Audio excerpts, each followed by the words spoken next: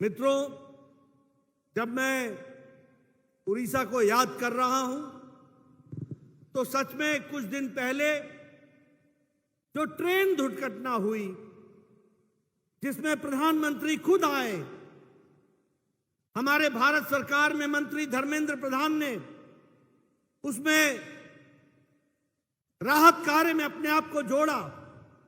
Rail मंत्री अश्विनी वैष्णव ने राहत कार्य में पूरा योगदान किया। हमारे मनमोहन शामिल और भारतीय जनता पार्टी की पूरी टीम तत्परता से लगी रही, लेकिन हमारे उड़ीसा के भाइयों ने जो हताहत हुए उनको श्रद्धांजलि देते हुए उनकी आत्मा को शांति मिले और इसके साथ साथ उनके परिवार को इस दुख को सहने की ताकत मिले, ऐसी प्रार्थना करते हुए मैं अपनी बात को प्रारंभ करता हूं। मित्रों, ये अमृत काल है और अमृत काल में प्रधानमंत्री जी ने एक लक्ष्य तय किया है और वो लक्ष्य है कि हम विकासशील देश अब नहीं कहलाएंगे, आने वाले समय में हम विकसित राष्ट्र कहलाएंगे और विकसित राष्ट्र को आगे ले जाएंगे। और इसलिए दिन रात मेहनत करके वसुधैव कुटुंबकम का उद्घोष करते हुए वह दुनिया में भारत की थाथी, भारत का डंका, भारत की ताकत, इसको बताने के लिए दिन रात एक करके काम कर रहे हैं। आज हमें खुशी है, आज से 2 दिन पहले वो अमेरिका की धरती पर गए।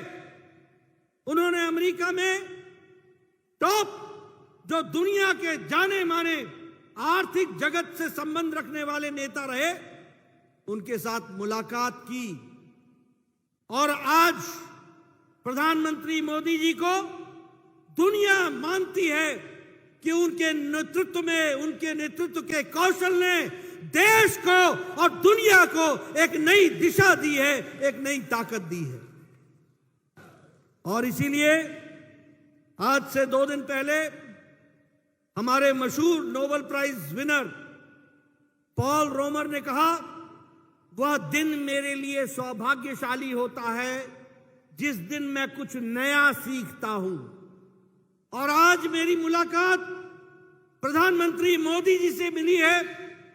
मुझे एक नहीं, अनेकों नई बात जानने का मौका मिला है और भारत के विकास का आधार कार्ड भी समझने का मौका मिला है। ये हमारे पॉल रोमर साहब बोलते हैं। उसी तरीके से दुनिया के एनालिस्ट रे डालियो बोलते हैं कि यह भारत का समय है, यह मोदी जी का समय है। उसी प्रकार से नील टायसन कहते हैं कि आसमान, नीला गगन मोदी जी की सीमाएं नहीं हैं, इस आसमान से भी ऊपर असीमित है मोदी जी का कौशल और मोदी जी का नेतृत्व। उसी तरीके से ऑस्ट्रेलिया के प्राइम मिनिस्टर मोदी जी को बॉस कह के संबोधित करते हैं। आज मुझे खुशी हो रही है, पिछले 9 सालों में 18 लाख करोड़ रुपए हाईवे पर, रेलवे पर, एयरवे पर, मेट्रो पर खर्च हो गए। 18 लाख करोड़। इस साल 1 लाख करोड़ रुपए खर्च हो रहा है। आपको जानकर खुशी होगी, 9 साल के अंदर नेशनल हाईवे, राष्ट्रीय राजमार्ग 54,000 किलोमीटर बन गए हैं। आपको जानकर के खुशी होगी, 616 किलोमीटर, 616 किलोमीटर मेट्रो रेल बन गई है। आपको जानकर खुशी होगी, राष्ट्रीय राजमार्ग एक दिन में 5 किलोमीटर बना करता था 2014 में, आज यही रेलवे मार्ग 5.6 किलोमीटर बना करता था। आज रेल की पटरी प्रतिदिन 14.3 किलोमीटर बन रही है। आपको जानकर खुशी होगी कि 12 किलोमीटर राष्ट्रीय राजमार्ग प्रतिदिन बना करता था, आज 29 किलोमीटर प्रतिदिन राष्ट्रीय राजमार्ग राष्ट्र को समर्पित हो रही है। यह बदलता भारत है, इसको भी हमको समझना चाहिए। मित्रों, आपको जानकर खुशी होगी, 9 साल में 74 एयरपोर्ट बने। 70 साल में 74 एयरपोर्ट बने और मोदी जी ने 9 साल के अंदर 74 नए एयरपोर्ट बना करके दिए, और यह भी हमारे विकास की एक नई। आज जो बाइडेन साहब भारत को प्रधानमंत्री जी का स्वागत कर रहे थे, पिछली रात आपने टेलीविजन पर देखा होगा। आपको मालूम है, भारत ने यह बदलता भारत 470 एयरबस बोइंग, जिसमें 200 बोइंग है और 270 एयरबस है, इसका ऑर्डर भारत ने दिया है। भारत ने 470 बोइंग और एयरबस। जो बाइडेन क्या कहते हैं कि हमारे यहां इससे 10 लाख लोगों को नौकरी मिलेगी और 44 राज्यों में हमारे आर्थिक विकास होगा। यह आज भारत देने की स्थिति में आया है।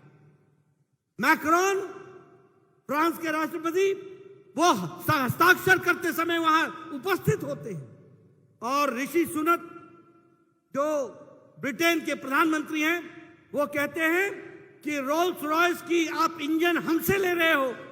वो समय दूर नहीं है जब भारत 5वीं नंबर की अर्थव्यवस्था से 3री नंबर की अर्थव्यवस्था बन जाएगा। आज ये भारत की छवि बनी है। मित्रों, मैं विकास की बहुत से आपको आयाम बताना चाहूंगा, लेकिन मैं आपको यह भी बताना चाहता हूं, गांव, गरीब, वंचित, पीड़ित, शोषित, दलित, किसान, युवा, इनकी तस्वीर और तकदीर बदलने का काम और किसी ने नहीं किया। 9 सालों के अंदर प्रधानमंत्री मोदी जी ने करके दिया है। यह भी हम आपको बताना चाहते हैं। आज आपको जानकर आश्चर्य होगा, मैं क्यों कहता हूं कि Orissa is one of the most backward state. आप सोचिए, 23 साल से नवीन बाबू मुख्यमंत्री की कुर्सी पर बैठे हैं। आज प्रधानमंत्री गरीब कल्याण अन्न योजना में जहां 80 करोड़ की जनता को प्रधानमंत्री जी 5 किलो गेहूं या 5 किलो चावल, 1 किलो दाल दे रहे हैं, तो आपको जानकर आश्चर्य होगा कि उड़ीसा जिसकी आबादी 4.5 करोड़ है, उसमें से 3.5 करोड़ प्रधानमंत्री गरीब कल्याण अन्न योजना में अन्न प्राप्त कर रहे हैं। क्या है, कहां पहुंचा दिया? 23 साल से तुम राज कर रहे हो, और मोदी जी ने यही प्रधानमंत्री गरीब कल्याण अन्न योजना के कारण जो भारत की गरीबी 22% पर खड़ी थी, उसको घटा करके 10% से भी कम कर दिया है। यह हमको ध्यान में रखना चाहिए। आपको जानकर के खुशी होगी कि भारत की अति गरीबी अब 1% से भी नीचे आ गई है। 1% से भी नीचे आ गई। यह है बदलता भारत। अब प्रधानमंत्री आवास योजना की मैं बात करूं, 4 करोड़ घर दिए गए। 4 करोड़ प्रधानमंत्री आवास योजना के तहत, और यहां भी आप 72 लाख घर सैंक्शन हो गए। 72 लाख घर, 29 लाख घर बनने का प्रक्रिया शुरू हो गई। लेकिन दुख के साथ कहना पड़ता है, मोदी जी एक तरफ 75 लाख घर उड़ीसा को देते हैं, तो वहीं यहां पर घोटाले पे घोटाला होता है और पात्र को नहीं मिलता है, और जो पात्र नहीं है उसको दिया जाता है। यह घोटाला होता है। मैं चाहूंगा भारत सरकार इंक्वायरी बैठाए। मैं गिरिराज जी से बात करूंगा, और दूध का दूध, पानी का पानी किया जाएगा। उड़ीसा के लोगों को जो पात्र हैं उनको घर मिलेगा, और जो भ्रष्टाचार जिसने किया है उसको जेल भेजा जाएगा। यह व्यवस्था की जाएगी। यह भी मैं आपको बताना चाहता हूं। मैं आपको खाद्य सामग्री के इन्फ्लेशन के बारे में भी बताना चाहता हूं, वो भी सुन लीजिए। फ्रांस का खाद्य सामग्री, खाने की सामग्री का इन्फ्लेशन, महंगाई, फ्रांस की 14.3%, यूनाइटेड स्टेट्स की 6.7%, जर्मनी की 14.5%, यूरोप की 16.41%, स्वीडन की 16.86%, यूनाइटेड किंगडम इंग्लैंड की 19%, पाकिस्तान 48.65% और भारत 2.9%, 2.9%। यह है बदलता भारत। आओ मेरे साथ, मैं कांग्रेसियों को कहूंगा, आओ मेरे साथ चर्चा करो, आंकड़ों के साथ करो। आज अमेरिका बोल रहा है कि 10 लाख लोगों को नौकरियां और एम्प्लॉयमेंट देने का काम भारत कर रहा है, और भारत में जिस तरीके से विकास की नई गंगा बह रही है, हम विकास को दर को बढ़ा रहे हैं। ये अनपढ़ कांग्रेसी नहीं जानते कि जब इकोनॉमी बढ़ती है तो एम्प्लॉयमेंट भी बढ़ती है और रोजगार भी मिलता है, रोजगार के साधन भी मिलते हैं। ये इनको समझ में नहीं आ रहा। इसलिए पत्रकार बंधु, मैं आपसे निवेदन करूंगा, दुनिया में आर्थिक मंदी है, लेकिन मॉर्गन स्टैनली बैंक कहता है कि भारत की अर्थव्यवस्था नरेंद्र मोदी के नेतृत्व में दुनिया में सबसे मजबूत अर्थव्यवस्था खड़ी है, तो वो भारत की खड़ी है। यह भी हमको ध्यान में रखना चाहिए। इसलिए मित्रों, मैं अब अगर उड़ीसा की बात करूं तो मैं आपको बताना चाहूंगा, आप बताइए पुरी के रेलवे स्टेशन का रीडेवलपमेंट हो रहा है कि नहीं हो रहा है? आप बताइए कटक के रेलवे स्टेशन का रीडेवलपमेंट हो रहा है कि नहीं हो रहा है? आप बताइए भुवनेश्वर के रेलवे स्टेशन का रीडेवलपमेंट हो रहा है कि नहीं हो रहा है? आप बताइए उड़ीसा में सारे रेलवे ट्रैक इलेक्ट्रिफिकेशन हो गया है कि नहीं हो गया है? उड़ीसा के सारे रेलवे ट्रैक का इलेक्ट्रिफिकेशन हो गया है। जल जीवन मिशन में 3,323 करोड़ रुपए इस साल खर्च हो रहे हैं।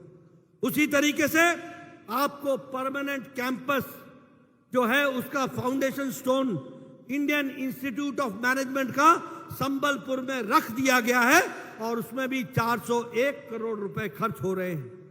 Indian institute of science and education and research, इसमें 1,582 करोड़ रुपए खर्च हो रहे हैं।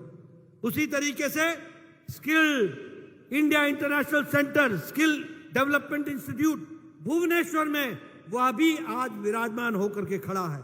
मैं हमारे धर्मेंद्र जी को इसके लिए बधाई देना चाहूंगा। ये स्किल डेवलपमेंट मिनिस्टर थे।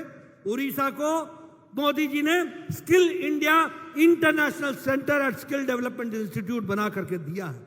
उसी तरीके से सॉफ्टवेयर टेक्नोलॉजी पार्क, ये भी संबलपुर में बना करके दिया है। गति शक्ति में मल्टी मोडल कार्गो टर्मिनल दिया है, और उसी तरीके से 104 एकलव्य मॉडल रेजिडेंशियल स्कूल बनाए जा रहे हैं, जिसमें 32 स्कूल फंक्शनल हो गए हैं। ये भी आप ध्यान रखिए।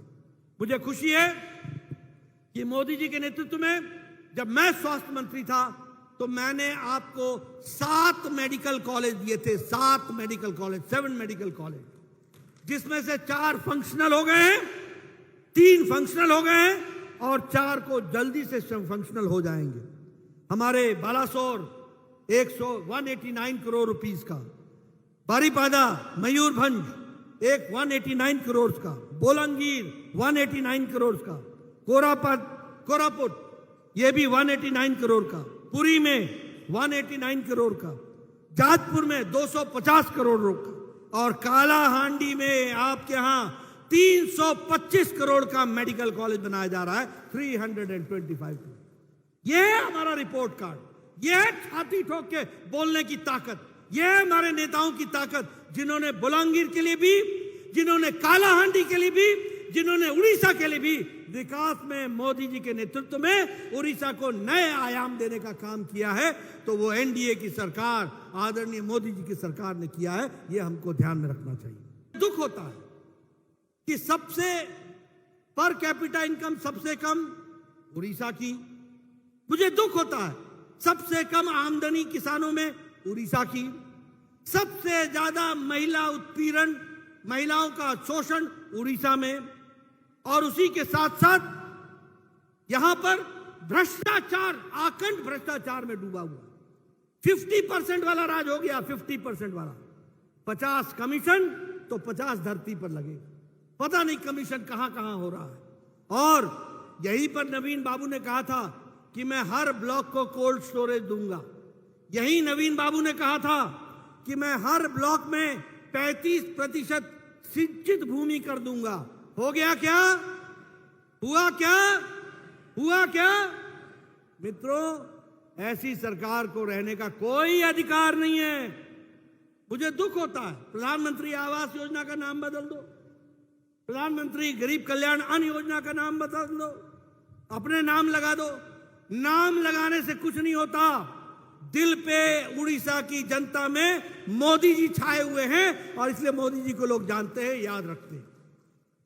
मित्रों, ज्यादा समय ना लेता हुआ आपसे मैं निवेदन करने आया हूं, कालाहांडी की तस्वीर बदलेंगे, बदल रहे हैं, हम ही बदल रहे हैं। मेडिकल कॉलेज भी दिया तो हमने दिया, सड़कें भी देंगे हम ही दे रहे हैं, रूरल रोड भी देंगे तो हम ही देंगे। और इसीलिए आपका विश्वास चाहिए, आपका समर्थन चाहिए, आपकी ताकत चाहिए। उड़ीसा डेवलप्ड स्टेटों में बढ़ेगा और अगर भारत को विकसित बनना है तो उड़ीसा को भी विकसित होना होगा और उसको करने के लिए आपका समर्थन चाहिए होगा, वो मिलेगा। इन्हीं शब्दों के साथ बहुत बहुत धन्यवाद। जय भारत, जय उड़ीसा, जय जगन्नाथ, जय जगन्नाथ, जय जगन्नाथ। बहुत बहुत धन्यवाद।